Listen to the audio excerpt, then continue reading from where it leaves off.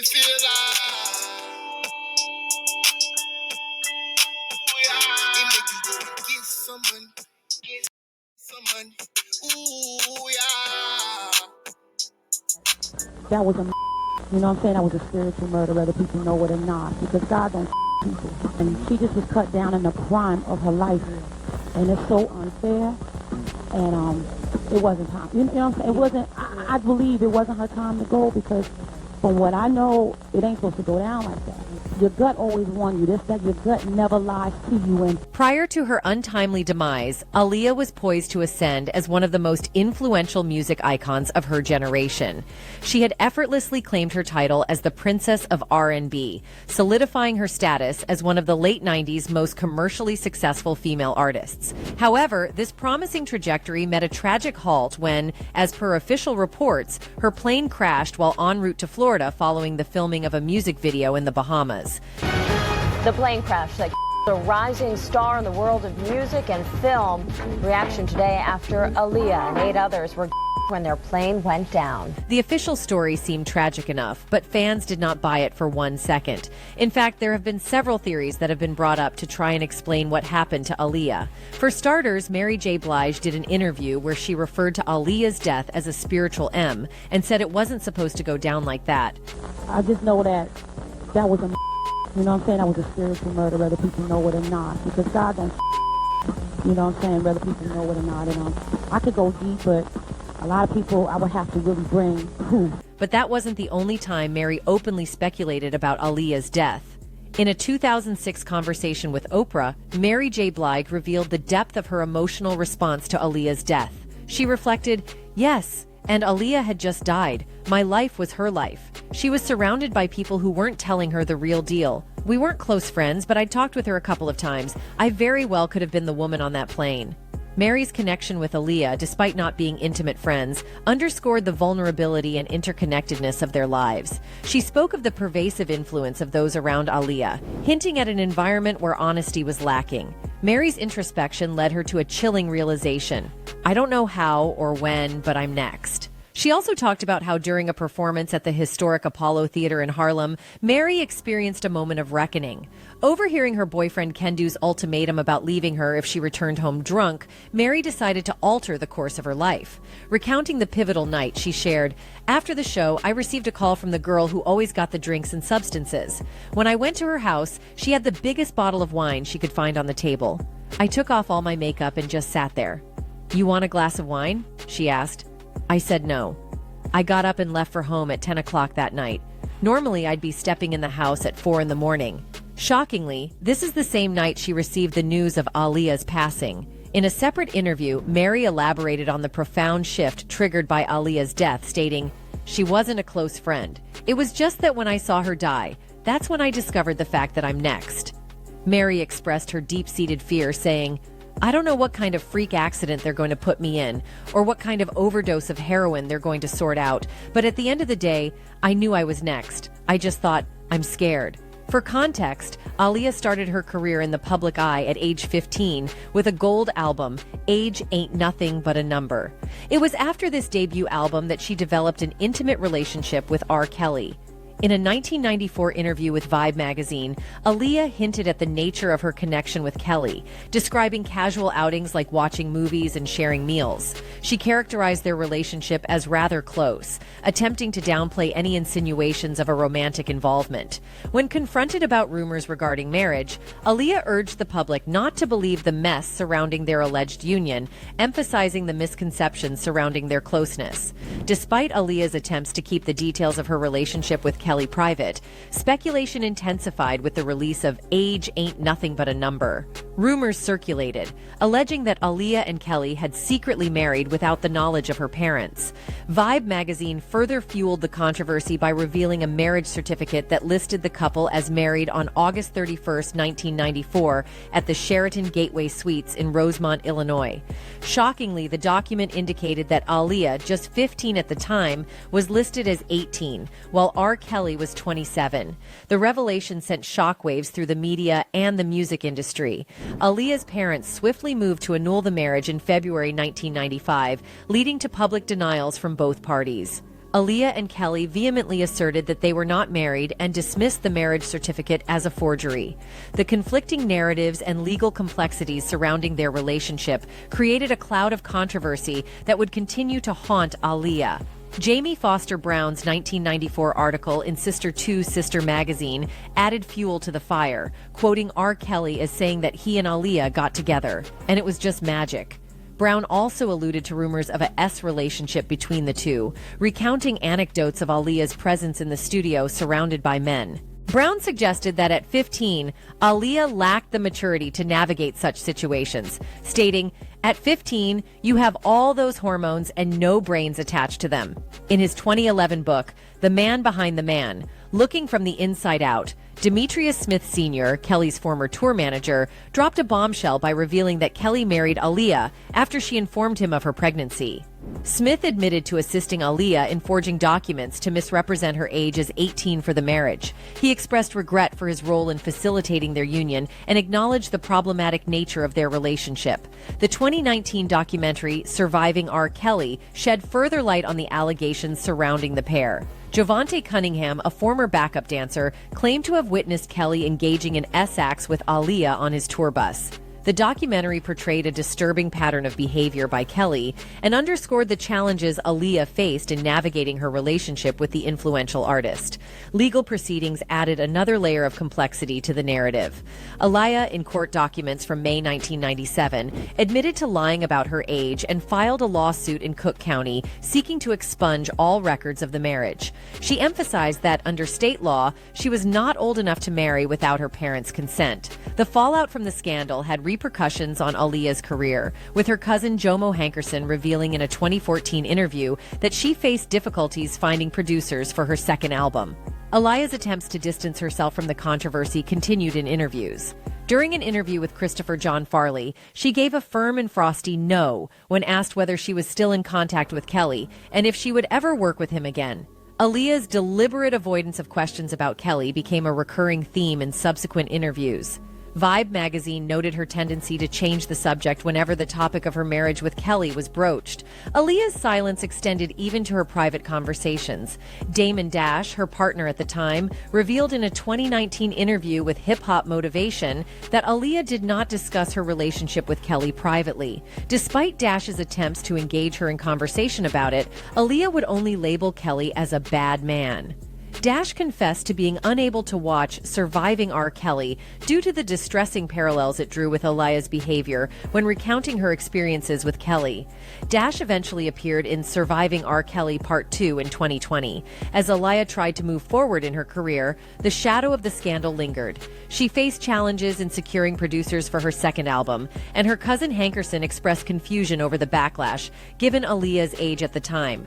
Aaliyah's professional split from Kelly. The aftermath of Aaliyah's relationship with R. Kelly continued to unfold in the years following her tragic death. The hashtag #MuterKelly movement gained momentum after the airing of the documentary in January 2019, prompting public pressure that led to RCA Records severing ties with Kelly. In February 2019, Kelly was indicted on 10 counts of aggravated criminal SA, and by July of the same year, he faced federal charges of S crimes, illegal human trade, child P, racketeering, and obstruction of justice. The legal proceedings, which began in August 2021, painted a grim picture of Kelly's alleged actions, involving 22 federal criminal charges spanning from 1994 to 2018.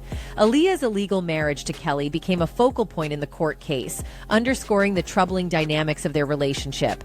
On September 27, 2021, a federal court jury delivered a verdict that found Kelly guilty on 9 counts, including racketeering, exploitation of a child, kidnapping, bribery, trafficking, and a violation of the Mann Act. The judge ordered Kelly to remain in custody pending sentencing, scheduled for May 4, 2022. On June 29, 2022, Kelly received a 30-year prison sentence, marking the culmination of a legal saga that had unfolded over decades. In any case, there have been rumors that have linked Jay-Z to R. Kelly at the time he was taking advantage of Aaliyah. During an appearance on the That's F Up podcast, Damon Dash, the co-founder of Rockefeller Records, reflected on Jay-Z's working relationship with R. Kelly. During the interview with co-host Alejandro Gonzalez Charles, Damon was asked for his thoughts on the R. Kelly situation, particularly in light of R. Kelly's recent conviction for T, racketeering, and CP. In response, Damon Dash did not mince words, stating, "I think he's where he belongs." He also hinted at having firsthand knowledge of the harm R. Kelly had caused Aaliyah. Yeah, I think he's where he belongs. I mean, I know Aaliyah, so I know what he did. I can't be objective about that. When asked whether he had ever confronted R. Kelly about his treatment of Aaliyah, Damon revealed that Aaliyah had personally asked him to leave it alone completely. He also confirmed that he and R. Kelly had appeared in the same music video, although Aaliyah had requested that they not engage in any confrontations or share scenes with the bump and grind singer. However, after knowing the truth, Damon expressed his discomfort with the fact that Jay-Z had chosen to collaborate on an album with R. Kelly, the best of both worlds. He also recounted a time when both he and Jay-Z had pursued a romantic interest in Aaliyah, stating that she had shown interest in both of them. As a result, Damon noted that he didn't want any part of the project. "I'm not there as an executive producer. Just don't put my name on that. I don't want no money from that. If it is, put it towards the Aaliyah Foundation." Moreover, Damon showed his concerns that it raised his eyebrows when he came to know that Jay-Z was thinking, and he and Damon were in some sort of competition to see who would win his heart first. "I didn't look at her like that because she was like a tomboy," Dash started. "She was little to me, but then one time I guess we had the same bookkeeper and I walked past. Every time I saw her, she looked different. She had different looks every time and I was like, who the F is that?" Damon Dash mentioned that he put forth his best effort in pursuing Aaliyah, only to later discover that Jay-Z had also shown interest in her. He expressed his initial frustration upon learning this, saying, "I wasn't aware that Jay was also interested." He mentioned that the situation became complicated as they were both vying for her attention. Eventually, they both encountered each other, and the outcome was a lengthy and complex story. Damon went on to explain that many people in their circle were pursuing Aaliyah. He mentioned that she would agree to have dinner with someone, but she wasn't inclined to engage in intimate relationships casually. The primary focus for many was figuring out who could establish a meaningful connection with Aaliyah. "Everybody was getting at Aaliyah, bro," he continued.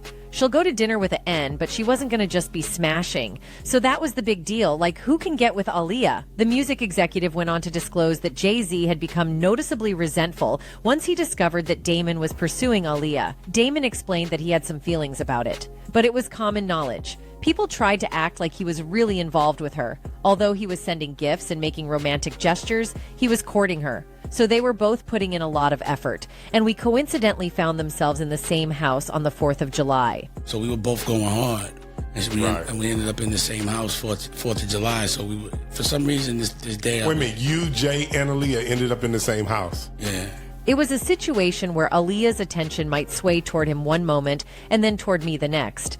Damon emphasized his consistency in his pursuit of the singer, saying, "But that particular week, I was on top of my game. Everything I said was witty, you know what I mean?" He recollected a specific incident, saying, "I remember coming downstairs and Jay-Z had this sigh. His friends were teasing him and making jokes." All in all, Jay-Z's alleged involvement in Aaliyah's demise has also been linked to Beyonce. As you already know, Aaliyah was the queen of R&B during her time, and this meant that the Illuminati wanted to recruit her. But Aaliyah was not having it. Her refusal to join the movement might have angered Jay-Z and other members of the cult, who then opted to have her replaced. It was around the same time when Jay-Z met Beyonce. The Illuminati, which kept Jay-Z on leash, selected Beyonce to carry on the legacy because Aaliyah had refused to join them.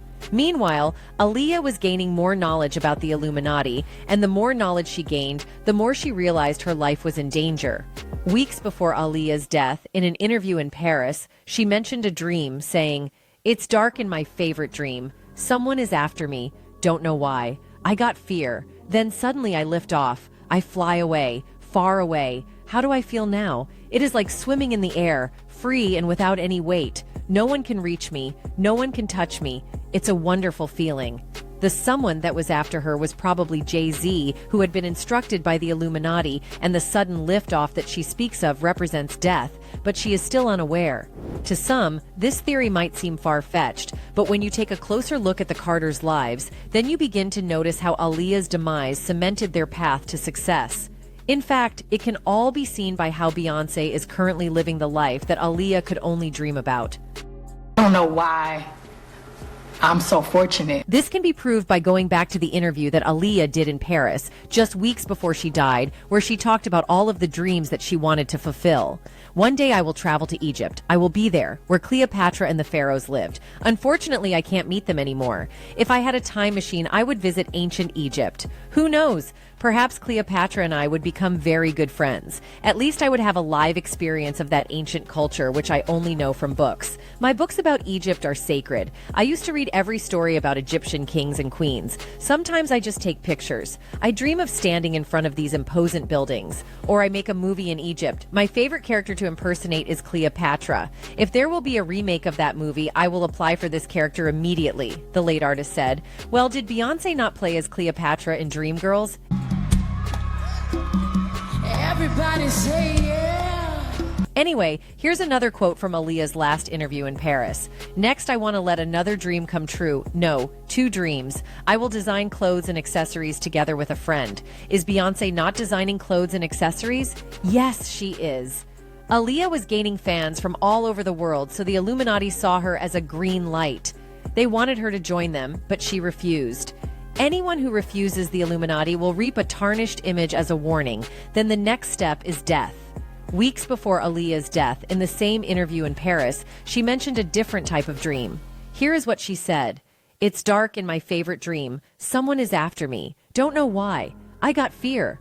Then suddenly I lift off. I fly away, far away. How do I feel now? It is like swimming in the air, free and without any weight. No one can reach me. No one can touch me. It's a wonderful feeling."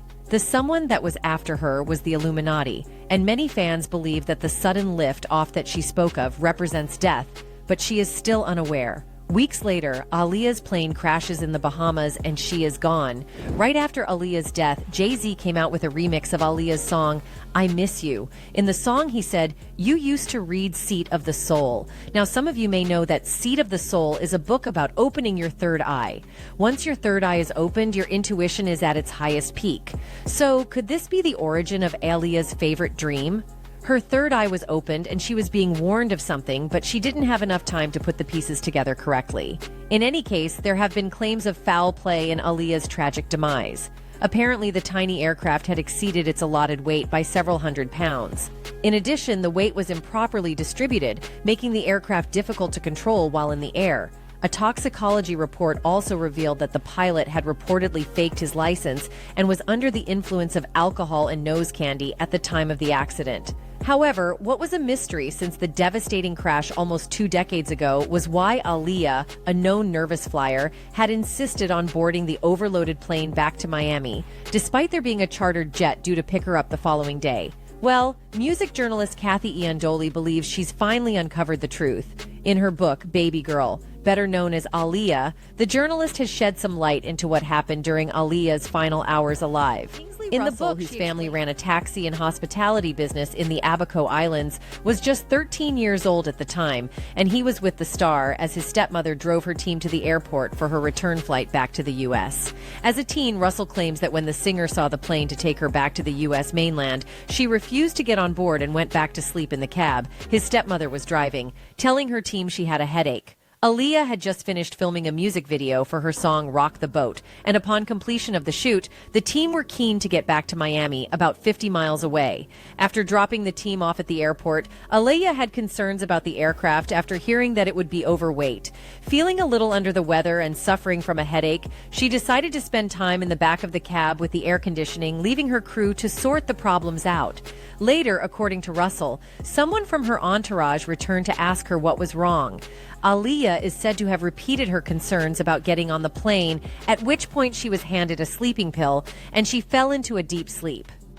Russell headed back inside the airport, while the star dozed in the back of the taxi. Upon entering the terminal, the book details how he could hear people bickering and arguing over the weight problems and the subsequent delays that were being caused. The airport staff and Aaliyah had the common sense that the plane was overweight, Russell is quoted in the book. 2 hours later, the pilot once again advised there was too much cargo for the aircraft to fly. He was backed up by baggage handlers at the airport, but then the argument ended abruptly, and the pilot agreed to continue with the trip. All the while, Aaliyah was still fast asleep in the back of the taxi van, completely unaware of what had been going on inside the airport terminal. Russell details how Aaliyah was brought out of the van and carried onto the plane despite her earlier reservations. She was still knocked out from whatever pill she had been given. They took her out of the van. She didn't even know she was getting boarded on a plane, Russell states in the book and adds, "She went on the airplane asleep." Moments later, the aircraft was ready to depart and began hurtling down the runway. It was airborne for less than a minute before it came crashing down a couple of hundred feet from the end. Although some on board survived the initial crash, including Aaliyah's bodyguard and hairstylist, within hours they were all dead. Aaliyah's body was found still strapped into her seat, about 20 feet away from the wreckage. An autopsy detailed major head trauma and extensive burns had caused her death. I don't know about you, but this whole story is screaming foul play. There seems to have been greater powers at play on that fateful day, and this can be proved by how Aaliyah and Beyoncé shared very similar roots. Both hailed from an R&B background and with budding acting careers on the side. In addition to this, the two artists had similar names. Aaliyah, meaning highest most exalted one, and Beyoncé, meaning one who is beyond others. For many, this proved the two singers were on the same path, hence it was decided that Beyoncé was the perfect replacement for Aaliyah. In any case, while it's crucial to emphasize that none of these theories has been officially confirmed, the air is thick with speculation, and fans can't help but detect the unmistakable scent of something smoldering beneath the surface. Anyway, that's it for this video, folks. Bye.